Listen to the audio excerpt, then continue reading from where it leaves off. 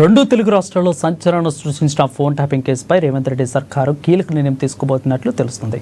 ఈ మేరకు కేసును సెంట్రల్ బ్యూరో ఆఫ్ ఇన్వెస్టిగేషన్కి అప్పగించాలని ఆలోచన చేస్తుంది.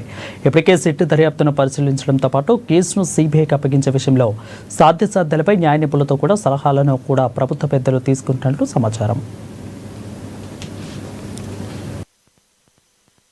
అయితే మావోయిస్టుల పేరుతో సామాన్యుల ఫోన్ నెంబర్లను ఇచ్చి టెలికాం రెగ్యులేటరీ అథారిటీ ఆఫ్ ఇండియాను తప్పుదోవ పట్టించడం, కేంద్ర మంత్రులు ప్రముఖ న్యాయవాదులనే తేడా లేకుండా ఏకంగా రాష్ట్రాల గవర్నర్ల ఫోన్లను కూడా ట్యాప్ చేసిన నేపథ్యంలో కేసు సిబిఐ దర్యాప్తు అనివార్యమని ప్రభుత్వం భావిస్తుంది.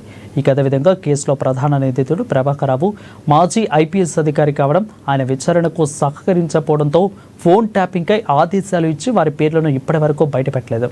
ఇక దీంతో ఈ కేసు సిబిఐకి అప్పగించేందుకు గాను ప్రభుత్వ ప్రధాన కార్యదర్శి రామకృష్ణారావు ఆధ్వర్యంలో డీజీపీ జితేందర్ కేంద్ర హోంశాఖకు లేఖ రాసేందుకు సిద్ధమవుతున్నట్లు తెలుస్తోంది.